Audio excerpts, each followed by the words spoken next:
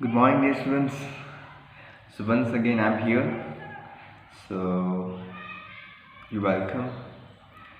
In the last lecture, we were talking about the chapter second in the seventh standard in social science, and the chapter was India, climate, and nature resources. So there are actually three types of resources. We have completed first one, that is water resources. Now remaining two will discuss. Now we are going to discuss with the second resources, that is mineral resources. So what is mineral resources? We will see, and keep your textbook with you so that you can also see the content properly there also.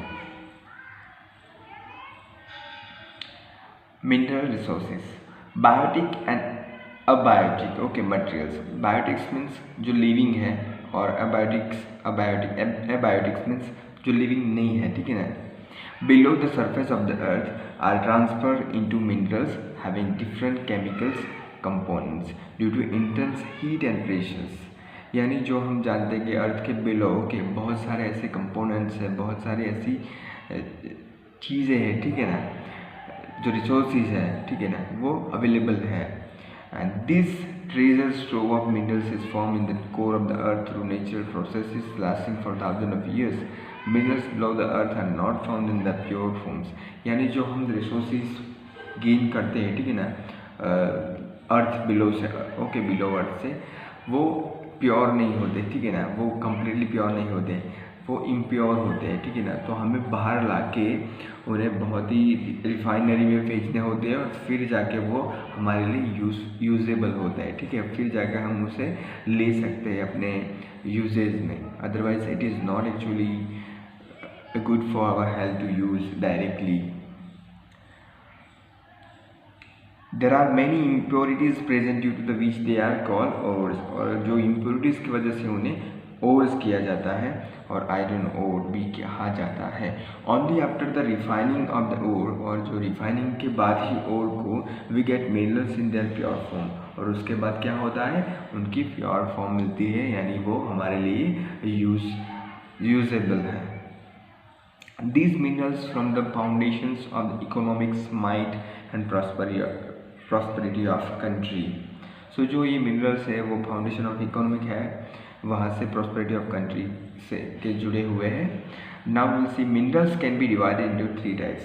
यानी जो minerals है dear students, वो three types में divided किया है. देखेंगे कौन से वो three types है, ठीक है ना. So first types है मेटालिक मिनरल्स, ओके. सो उसके अंदर कौन सी चीज़ें आती है, raw iron, copper, gold, zinc, tin, nickel, mercury, platinum, ये सब है वो मेटालिक मिनरल्स कहे जाते हैं, ओके. इन सबको हम मेटालिक मिनरल्स कह सकते हैं. Now we will see second non metallic minerals, यानी जो नॉन मेटालिक मिनरल्स हैं वो कौन से हैं. So diamond, ruby, limestone, china, चीनी clay, dolomite, bauxite, fluorspar, gypsum, अकीट, calcite, silica, graphite, potash, phosphate, okay.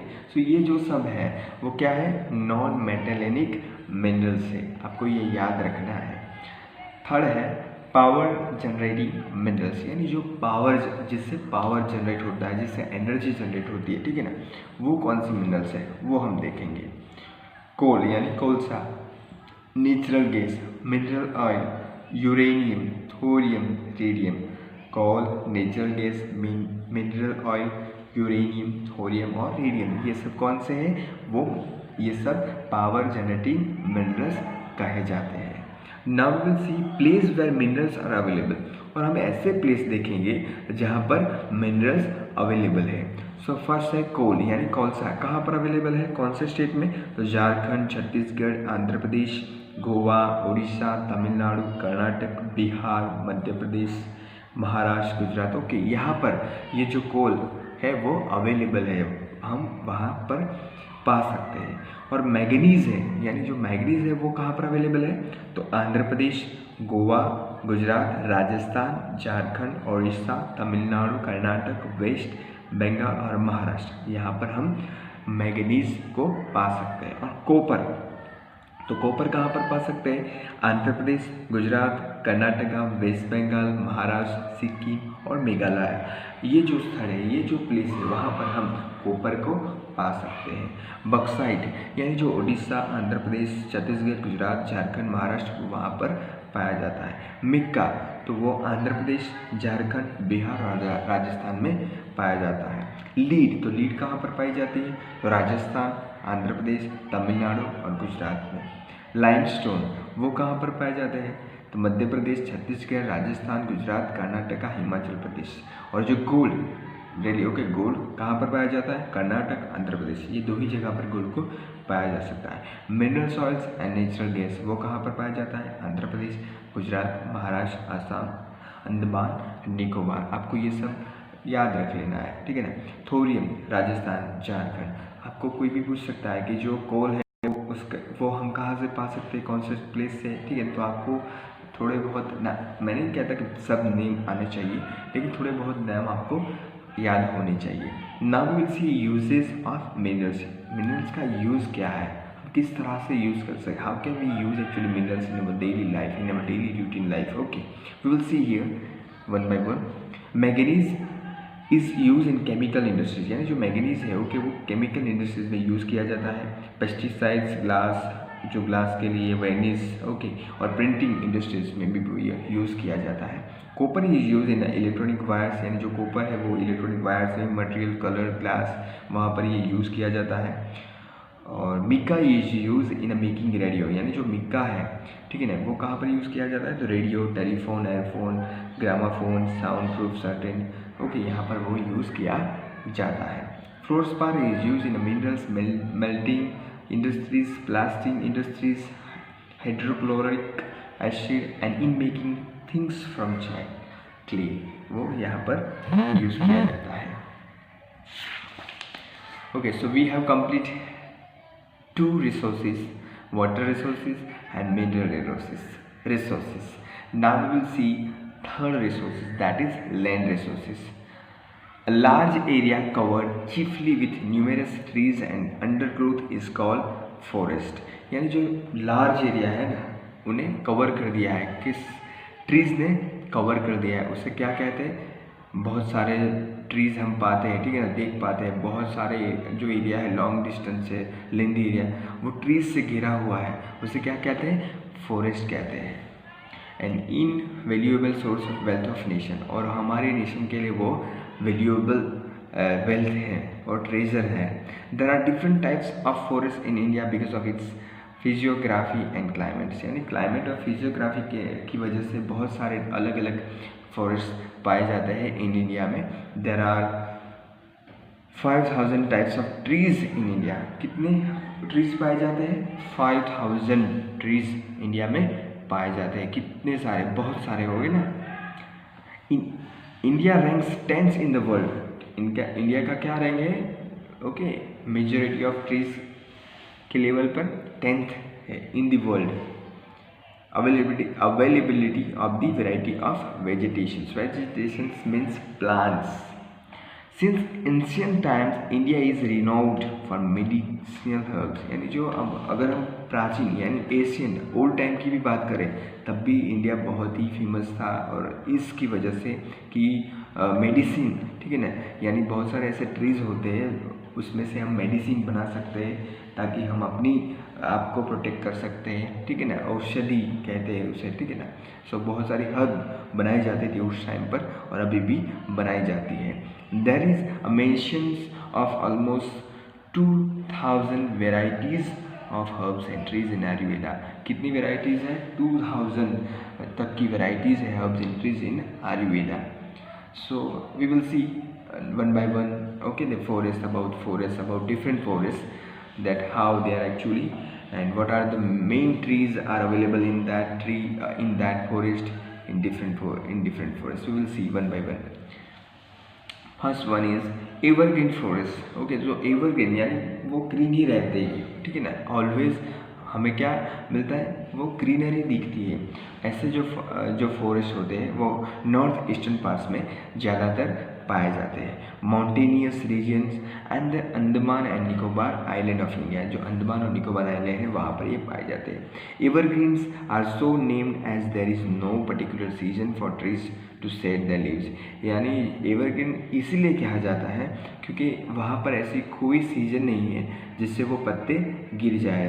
अगर हम दूसरे प्लेस की बात करें तो वहाँ पर ऑटम होती है और वो जो ग्रीन पत्ते थोड़े टाइम के लिए होते हैं, फिर वो येलोइश हो जाते हैं और फिर गिर जाते हैं, यानी ऑटम आ जाती है पान कर। लेकिन वहाँ पर यानी जो एवरग्रीन है वहाँ पर ऐसी कोई सीजन नहीं है ताकि पत्ते को गिरने का मौका मिले, ठीक है। तो वो एवरग्रीन ही रहते हैं, इसलिए वो एवरग्रीन फॉरेस्ट कहा जाता है। These trees are usually 30 to 35 metres, यानी उनकी हाइट कितनी है, 30 to 35 मीटर्स तक की हाइट है। बाम्बू टीक, यानी कौन से वो ऐसे ट्रीज हैं, bamboo teak, sal, mahogany and sheesham are the main trees. Okay, ये जो ट्रीज है वो मेन है, ठीक है ना, वहाँ के उस फॉरेस्ट के। डेसिडियस फॉरेस्ट, यानी जो डेसिडियस फॉरेस्ट है वो कहाँ पर पाया जाता है, तो विंध्याचल माउंटेन रेंज, यानी जो विंध्याचल माउंटेन है वहाँ पर ये पाया जाता है। द सापुतारा हिल्स, हम सब जानते हैं सापुतारा हिल्स, ठीक है ना, foot hills of the Himalaya, यानी वो जो हिमालय की जो बिलो में ठीक है ना, फुट हिल्स है, वहाँ पर बहुत ही घूमने लायक प्लेस भी है, देखने लायक प्लेस भी है, ठीक है ना, वो वहाँ की बात कर रहे हैं। तो Eastern and Western Ghats of India, the main trees of this forest are tree, यानी इस यहाँ पर जो फॉरेस्ट पाए जाते हैं, ठीक है ना, हिमालय जो फुट हिल्स है उस प्लेस में, उस एरिया में, तो वो जो वहाँ पर कौन से ट्रीज पाए जाते हैं, टीक, शाल, महुडा, बनियान एंड पीपल के ट्रीज ज़्यादातर पाए जाते हैं। These trees said the leaves in autumn, यानी यहाँ पर ऑटम होती है और वो ऑटम के टाइम पर जो पत्ते होते हैं वो गिर जाते हैं। द टाइडल और मैंग्रोव्स फॉरेस्ट, यानी जो टाइडल और मैंग्रोव्स फॉरेस्ट है वो मोस्टली लग्जरिएट अराउंड, वो बहुत ही लग्जरिएट होते हैं और delta area of large rivers and in sheltered bays where the annual rainfalls is very high, यानी जो एनुअल यानी जो वार्षिक, ठीक है ना, जो बारिश होती है वो बहुत सी हाई होती है। द इंडियन टाइडल और mangrove forest are mainly situated in the genetic delta, यानी जो सिचुएटेड कहाँ पर, जेनेटिक डेल्टा में सिचुएटेड है, और कोस्टल प्लेन्स इन वेस्ट बंगाल, ठीक है ना, जो कोस्टल प्लेन्स माना जाता है वहाँ पर वो सिचुएटेड है। कॉल द सन सुंदरबंस, यानी उसे क्या कहते हैं, सुंदरबन कहा जाता है। मैंग्रोव्स, सुंदरी, पाम्स, केवड़ा, चेर ग्रो इन दिस फॉरेस्ट, यानी कौन से ट्रीज है, तो सुंदरी, पाम्स, ये जो ट्रीज है वो वहाँ पर ग्रोन होते हैं। कॉन्फेरियस, यानी जो कॉन्फेरेंस फॉरेस्ट है are found in the mountainous region, यानी जो बहुत ही पर्वत होती है वहाँ पर ये पाए जाते हैं, हिमालय, ठीक है ना, जैसे कि ये जो कॉन्फेरियस फॉरेस्ट होते हैं वो वहाँ पर कौन से ट्रीज होते हैं, तो देवदार, pine, spruce and birch trees grow in this forest, यहाँ पर ये जो ट्रीज है वो पाए जाते हैं। The thorny forest are found in north west Punjab, यानी जो थ्रोनी यानी जो सूखा जो प्लेस, यानी जो या जो सूखा है, ठीक है ना, वहाँ पर ये ज़्यादातर पाए जाते हैं। थ्रोनी यानी कांटे वाला, ठीक है ना, forest are found in the north west Punjab, यानी ये पंजाब में, वेस्ट हरियाणा और राजस्थान में पाए जाते हैं इस तरह के जो फॉरेस्ट है वो। Southern and western areas of Uttar Pradesh, trees like, यहाँ पर कौन से ट्रीज होते हैं, तो spurs, acacia and caper are found here. तो ये सब बातें हमने जो ट्रीज है, जो यानी जो फॉरेस्ट है अलग अलग, उसके बारे में कि कौन से फॉरेस्ट में कौन से ट्रीज ज़्यादातर पाए जाते हैं, ठीक है ना, वो सब हमने यहाँ पर डिस्कस किया, आपको ये रिमेंबर रखना है।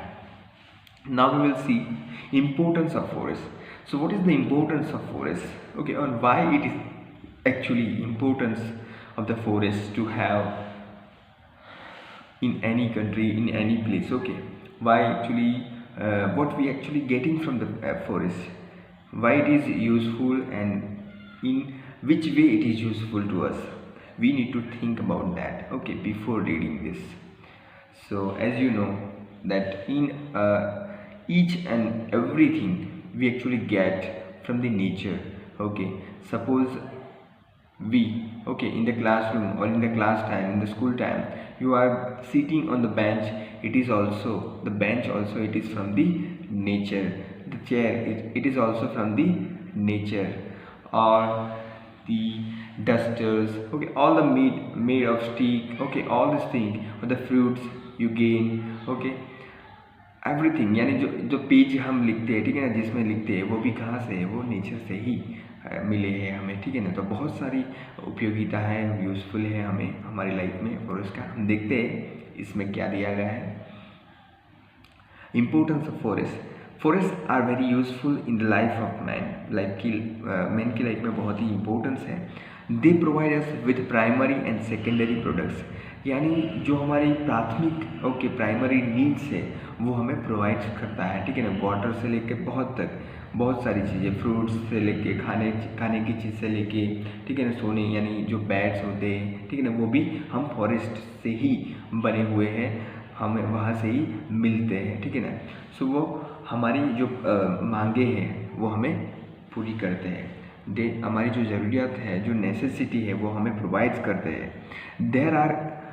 दे are economically environmentally beneficial for country, और इतना ही नहीं, वो इकोनॉमिकली और एनवायरमेंटली वो बेनिफिटेड है for the country. Boats and steamers are made from the wood of the Sundarbans forest, यानी जो सुंदरबंस फॉरेस्ट है वहाँ सुंदरी जो ट्रीज़ है उसमें से क्या बनता है, ठीक है ना, बोट्स बनता है, स्टीमर्स बनते हैं, आपको याद रखना है। Baskets, mats, toys, furnitures and artistic things are made from the bamboo, यानी जो बाम्बू है उसमें से क्या बनता है, तो जो बास्केट है, मैट्स है, टॉयज़ है, ठीक है ना, वो सब चीज़ें बाम्बू में से बनती है, आपको याद रखना है सब। Brooms are made from palms and date leaves, while कछुआ is made from कछुआ trees, यानी जो ब्रूम्स यानी जो झाड़ू है, ठीक है ना, वो जो पाम है, जो डेट लीव्स यानी जो खजूर के पत्ते से वो बनाया जाता है, जो झाड़ू होता है, ठीक है ना, हम सफाई के लिए यूज़ करते हैं। Paper pulp is made from देवदार ट्रीज, यानी जो पेपर पल्प है, ठीक है ना, वो देवदार ट्रीज में से बनता है। टर्पेंटाइन इज मेड फ्रॉम चाय ट्रीज, यानी जो टर्पेंटाइन है वो चाय ट्रीज में से बनता है। Boxes, matchsticks, pots, equipments, artificials, fibres and filaments are also made from deodars and चाय ट्रीज। ये सब चीज़ें कौन सी ट्रीज में बनती है, ठीक है ना, वो यहाँ पर दिया गया है। Sealing wax is use for making varnish ink, for printing materials, for electronic devices and gramophones, ठीक है ना। So dear students, we have actually discussed, we have collected some information through these lessons, that what is the importance of forests, okay, why it is important, because many more things which is actually very useful to each and everyone, okay, they are actually using, we are actually using, okay, from the nature side. So that's why we need to say thanks to the natures, okay, thanks to the forest. And if you will actually throw the stone to the tree or mango tree, the mango tree will not actually angry on you, mango tree will not use wrong words with you, will not fight with you, but the mango tree will give you a sweet fruits, that is mango, right? So dear students, here given conversations of forest. सो जो conversation of forest के बारे में बहुत सारी बातें की गई है कि as a human being we have to actually protect the nature, we actually protect the forest, okay, so that because we know that जो बारिश होती है वो इसलिए होती है जहाँ पर ज़्यादातर ट्रीज़ होते हैं, यानी जो नेचर यानी जो जंगल, ठीक है ना, जो फॉरेस्ट है जितना ज़्यादा होता है वहाँ पर ज़्यादातर बारिश बहुत ही होती है, ऐसा कहा गया है और सही है, वो बात सच है। Many measures have been undertaken for the conservation and protections of forests. Okay, protection of forests. Cutting down of trees is forbidden. Severe punishment will be given to those who cut trees illegally. जो illegally trees को काटेंगे, ठीक है, उनको सजा होनी चाहिए. And trees should be grown on wasteland and people should be motivated towards obstructions, यानी जो यूज़फुल जो ज़मीन नहीं है, ठीक है ना, जो ज़मीन ऐसे ही पड़ी हुई है वहाँ पर ट्रीज़ लगाने चाहिए और ऐसे वर्क करके, ठीक है ना, पीपल यानी जो अदर लोग हैं उन्हें मोटिवेशंस मिलना चाहिए ताकि वो भी ऐसा कुछ करें और इस तरह से हम फॉरेस्ट को आगे की ओर बढ़ा सकते हैं। Sources of energy like solar energy, biogas, wind energy and other renewables resources of energy should be use more, यानी जो एनर्जी सोलर एनर्जी है, बायोगैस है, एनर्जी जो भी जितनी एनर्जी है जो रिन्यूएबल है, ठीक है ना, वो हमें यूज़ करनी चाहिए। People should be alert and made aware about afforestations and necessary help should be provided. यानी हमें लोगों को इस बारे में एक्टिव करना चाहिए, अवेयर करना चाहिए, ठीक है, ताकि वो लोग आगे आए और मिलकर हम कुछ अच्छा करें। An environment should be created that compels every Indian to work with responsibility towards the protection of forest। और फॉरेस्ट को प्रोटेक्शन देने के लिए सबको अपनी अपनी तरफ से पहल करनी होगी, तभी जाकर यूनिटी होगी, यूनिटी से हम अच्छा रिजल्ट पा सकेंगे। So dear, I hope you understand everything. Thank you so much. Have a nice day.